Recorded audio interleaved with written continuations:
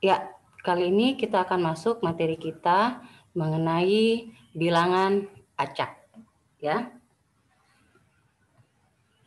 Nah, ini kemampuan akhir yang diharapkan. Anda akan dapat menjelaskan bilangan acak dan memberikan contoh aplikasinya. Oke, sebagai pengantar, perhatikan kita sudah belajar barisan dan deret ya. Nah, ini adalah barisan bilangan yang memiliki pola, ada polanya, yaitu ditambah-tambah 3. 1 tambah 3, 4, tambah 3, 7, tambah 3, 10, tambah 3, 13, begitu seterusnya. Sehingga kita dapat menentukan bilangan selanjutnya. Setelah angka 13, berarti pasti kemudian adalah angka 16. Ya, jadi ini adalah barisan yang memiliki pola. Kita bisa menebak bilangan selanjutnya. Ya. Nah, bilangan acak adalah bilangan yang kemunculannya terjadi secara acak. Artinya kita tidak dapat menentukan bilangan selanjutnya itu adalah bilangan berapa. Kita tidak bisa menebak, ya. Bilangan acak yang dibangkitkan oleh komputer adalah bilangan acak semu atau pseudo random. Karena komputer memang didesain secara deterministik, artinya segala sesuatunya bisa terdeterminasi, ya. Jadi makanya disebut bilangan acak semu. Semu tanda kutip di situ ya. Dia bilangan acak yang semu. Artinya dia tidak benar-benar acak. Kenapa tidak benar-benar acak? Karena komputer itu programnya itu untuk membangkitkan bilangan acak itu dibuat oleh seorang programmer. Nah, programmer itu yang menentukan rumusannya, ya. Dia yang menentukan formula yang dimasukkan. Jadi programmer dapat mengetahui setelah bilangan acak ke-6, maka angka berapa lagi yang muncul. Dia bisa tahu karena dia memahami rumusnya, ya. Jadi makanya di situ dinamakan semu karena sebenarnya tidak benar-benar acak. Kalau bilangan acak yang asli itu benar-benar bilangan yang kemunculannya terjadi secara acak, tidak bisa diprediksi angka selanjutnya. Ya. Jadi bagi kita yang orang awam itu merupakan bilangan acak, tapi bagi programmernya yang membuat aplikasinya itu tidak acak karena dia mengetahui formulanya, ya. Itu makanya dinamakan bilangan acak semu. Semu. Jadi acak hanya bagi orang-orang tertentu, bagi programmernya tidak. Nah, proses pengambilan bilangan acak merupakan suatu random event atau peristiwa acak event ya. Yang berarti peristiwa di mana proses maupun hasilnya itu tidak dapat diprediksi. Nah, kata tidak dapat di sini dalam tanda kutip ya. Artinya apa? Tidak mengacu pada penolakan sepenuhnya terhadap aksi. Jadi, kalau ada aksi ya, ada penelitian atau apapun yang dilakukan sehingga proses maupun hasilnya itu bukan lagi tidak dapat diprediksi, melainkan dapat diprediksi, ya. Nah, seorang ilmuwan terkenal, Anda pasti tahu, yaitu Albert Einstein, ya. Dia pernah mengatakan bahwa God doesn't play this with the universe. Tuhan tidak bermain dadu terhadap dunia ini. Artinya apa yang mau dikatakan oleh Albert Einstein? Bahwa tidak ada peristiwa atau tidak ada event yang tidak dapat diprediksi atau dimodelkan, ya. Semuanya itu ada modelnya, ya. Hanya pengetahuan kita saja yang masih terbatas untuk memahami hal itu, ya. Jadi bahwa Tuhan tidak menciptakan dunia ini secara acak, tapi teratur, ya. Jadi tidak acak, ada keteraturan, ya. Jadi teratur, hanya pengetahuan kita saja yang terbatas, ya. Jadi tidak ada peristiwa apapun yang tidak dapat dimodelkan, tidak dapat diprediksi, hanya pengetahuan kita saja yang terbatas. Jadi kapan dan bila mana, pada siapa Tuhan memberikan pengetahuan kepada orang tersebut untuk bisa memecahkan misteri-misteri yang ada. Jadi ada begitu banyak hal-hal yang masih menjadi misteri bagi kita sampai saat ini, tapi kapan dan pada siapa Tuhan mau memberikan pengetahuan sehingga itu bisa terkuak, maka itu tidak lagi menjadi sebuah misteri seperti itu ya. Jadi begitu juga dengan pengetahuan ya, ilmu pengetahuan. Jadi kalau dulu ada beberapa hal yang belum kita ketahui, tapi Tuhan memakai beberapa penemu-penemu ya, ilmuwan-ilmuwan, sehingga yang dari kita tidak tahu sekarang kita menjadi tahu. Contohnya ya, pada peristiwa pelemparan koin, kita orang awam akan mengatakan bahwa sisi selanjutnya yang akan muncul bersifat acak sepenuhnya, artinya tidak dapat diprediksi ya. Padahal seandainya kita dapat mengetahui sisi mana dari koin yang terlihat sebelum dilempar serta berapa jumlah newton gaya yang diberikan terhadapnya, maka kita dapat mengetahui sisi mana yang akan muncul selanjutnya. Jadi tidak lagi menjadi acak karena bisa diprediksi. Yang penting bisa dihitung berapa newton gaya dorong yang diberikan. Ya, jadi kalau pelemparan koin, kita taruh koin di atas ibu jari, kemudian dilemparkan ke atas ya, dijentikkan jari jempol itu terhadap jari telunjuk, maka koin akan terlempar. Nah, berapa newton gaya dorong dan sisi mana yang terlihat sesaat sebelum koin dilempar. Ya, jadi waktu koin berada di atas jempol, sisi mana. Makanya itu selalu kalau wasit ya untuk menentukan posisi-posisi pemain, dia menutup koinnya ya, supaya tidak kelihatan sisi mana ya. Nah, bagaimana caranya itu sudah dipelajari dan dipertunjukkan oleh seorang ahli matematika namanya Diakonis ya. Jadi Diakonis ini sudah menemukan rumusannya sehingga peristiwa pelemparan koin bukan lagi menjadi sesuatu yang acak sepenuhnya. Ya, jadi kepada siapa pengetahuan itu diberikan, maka sesuatu yang dulunya bagi kita acak sekarang tidak lagi menjadi acak ya. Jadi ingat tadi tidak ada yang acak sebenarnya ya. Sebenarnya semuanya bisa dimodelkan, hanya pengetahuan kita saja yang masih terbatas untuk mengetahui hal itu ya. Oke. Beberapa aplikasi bilangan acak. Yang pertama, pembangkitan bilangan acak itu bisa kita lihat pada transaksi mesin ATM ya. Jadi bilangan acak itu sangat kita perlukan untuk kehidupan sehari-hari.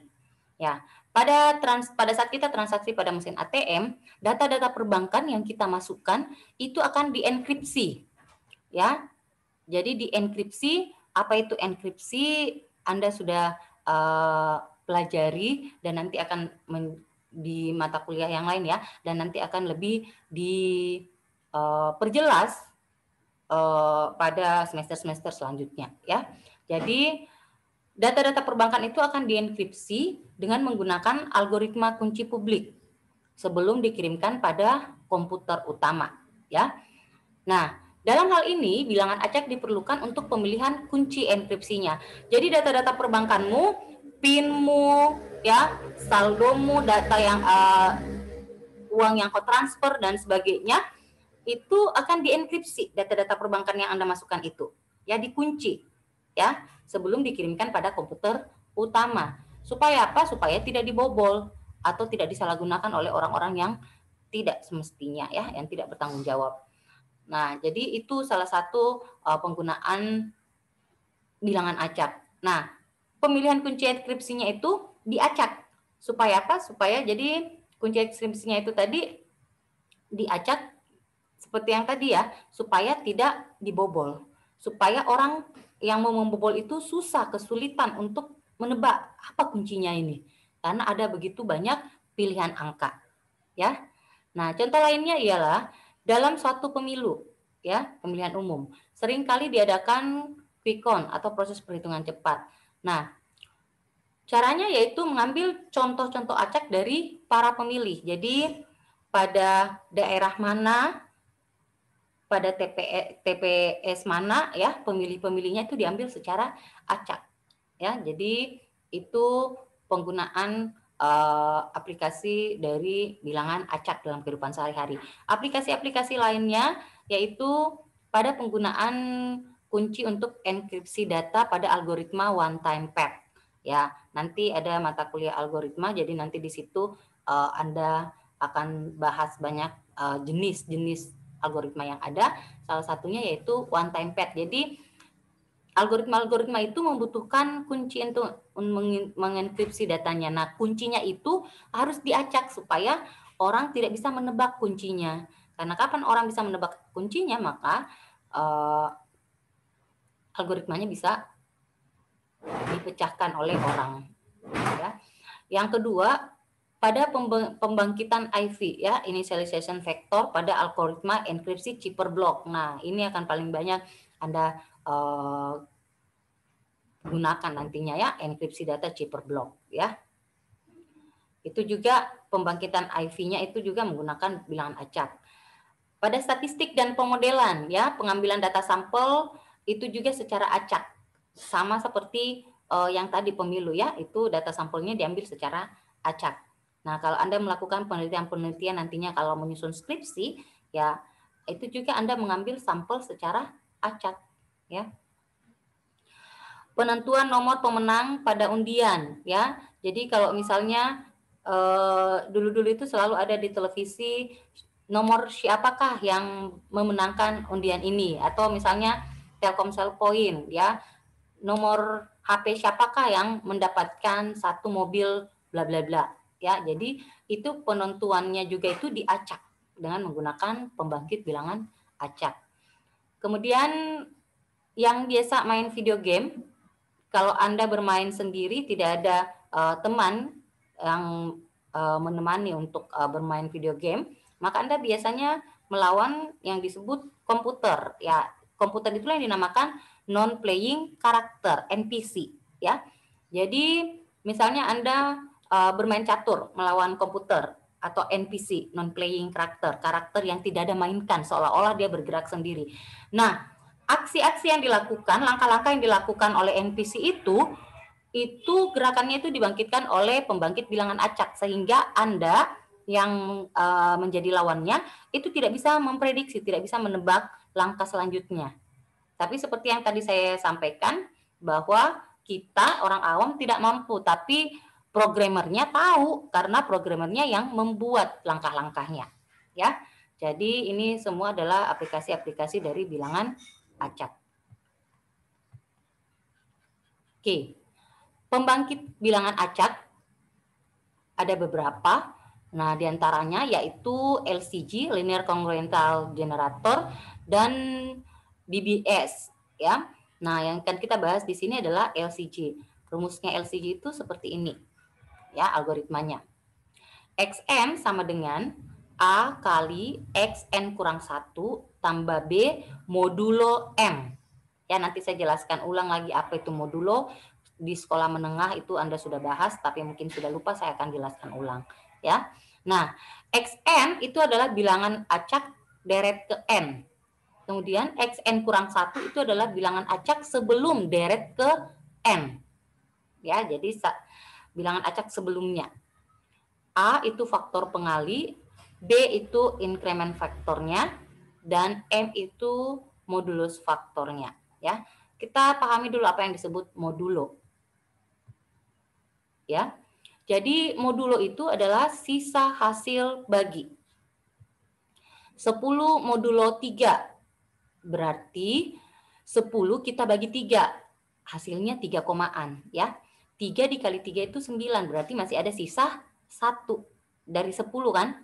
Dikurang 9, 1. Jadi 10 modulo 3 itu 1, sisa hasil baginya. Ya.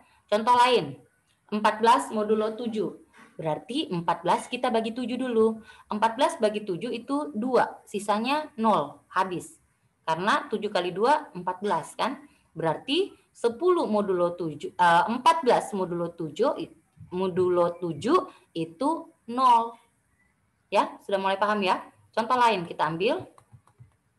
15 modulo 20. Ya, 15 kalau dibagi 20 hasilnya 0, ya, 0. Jadi 15 bagi 20 itu 0.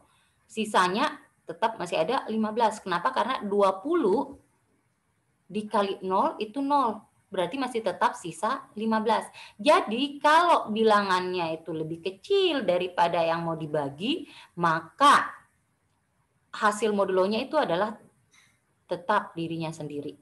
Jadi 15 modulo 20 tetap 15. Contoh lain, 10 modulo 13. 10 lebih kecil dari 13. Berarti 10 modulo 13 pasti hasilnya adalah 10. Kenapa? Karena 10 bagi 13 0, sisanya tetap 10.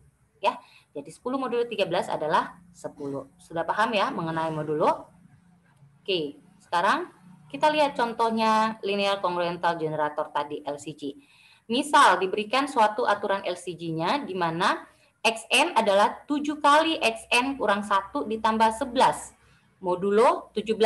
Jadi A-nya 7, B-nya 11, M-nya 17. Ya, A X kurang 1 tambah B modulo 17. Nah, X0-nya sama dengan 0. Jadi X awalnya itu 0. Tentukan 5 bilangan acak pertama yang dihasilkan setelah X0. Berarti kita cari X1 sampai X5. Nah, sekarang perhatikan baik-baik. Xn-nya seperti ini. Kemudian X0-nya diketahui 0. Maka X1 kita tinggal mengganti N-nya menjadi angka 1. Ya. Jadi N di sini dan N di sini kita ganti menjadi angka 1. Ya.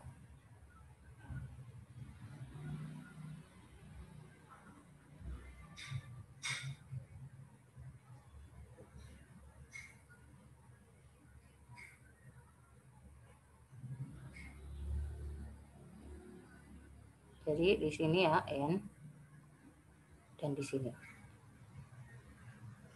Ya, jadi N-nya kita ganti dengan angka 1.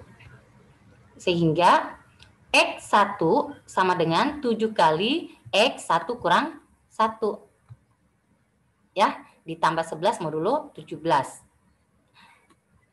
kurang 1 itu 0, berarti 7 kali X0 tambah 11 modulo 17. X0 itu berapa? X0 itu 0.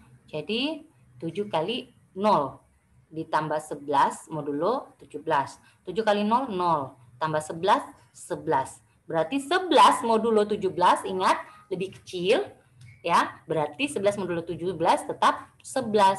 Ya, jadi kita dapatkan X1-nya 11. Sekarang kita Xn-nya tetap ya, kita ganti lagi untuk N yang kedua. Berarti ganti N-nya yang lingkaran biru itu menjadi angka 2. X2 sama dengan 7 kali X2 kurang 1 tambah 11 menurut 17. 2 kurang 1 itu 1, berarti X1. X1 kita tahu tadi hasilnya adalah 11, berarti 7 kali 11, 77. Ditambah 11, 88 dibagi 17. 88 bagi 17, dapatnya berapa? 5 koma, ya. 5, sekian-sekian. Nah, 5 kali 17 itu 85. Berarti masih ada sisa 3. Jadi X2-nya adalah 3. Ya. Nah, sekarang yang ketiga. Untuk N sama dengan 3. Berarti 7 kali 3 kurang 1, 2. Berarti X2. X2 tadi 3. Berarti 7 kali 3, 21. Tambah 11, 32. 32 bagi 17 dapatnya 1. Ya. 1 saja, 1 koma ya. 1 kali 17, 17, berarti 32 dikurang 17 masih ada sisa 15 ya. Nah, sekarang X4. Berarti ganti N-nya menjadi 4 kurang 1, 3, berarti kali X3. X3 tadi 15. 7 kali 15, 105, ditambah 11, 116, dibagi 17, dapatnya berapa? 116 dibagi 17, 6 koma. Dikali 17, 6 koma, 8 koma ya. 8 koma berapa tuh? 116 bagi 17. Sudah benar tadi 6 koma ya, 6,8 sekian-sekian. Nah, jadi 6 kali 17 itu 102. Berarti masih ada sisanya 14. Sekarang yang terakhir, X5. Untuk N-nya sama dengan 5, berarti 5 kurang 1, 4. X4 itu tadi 14. 7 kali 14 itu 98. 98 bagi 17 itu 98 tambah 11 itu 109. 109 bagi 17 ya, 109 bagi 17 masih 6 koma. Tadi 6 kali 17 itu 102. Ya, berarti masih ada sisa 7 dari 109. Ya, maka kita dapatkan hasilnya yang tadi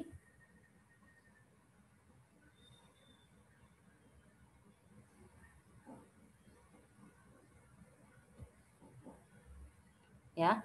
Jadi 5 bilangan acak pertama yang dihasilkan setelah X0 itu adalah 11. Jadi X0 tadi kan 0. Kemudian 11, 3, 15, 14, dan 7. Ya, jadi ini 5 bilangan acak pertama yang dihasilkan. Sudah paham ya mengenai LCG? Oke, sekian materinya hari ini. Sehat selalu, sampai jumpa. Terima kasih atas perhatiannya.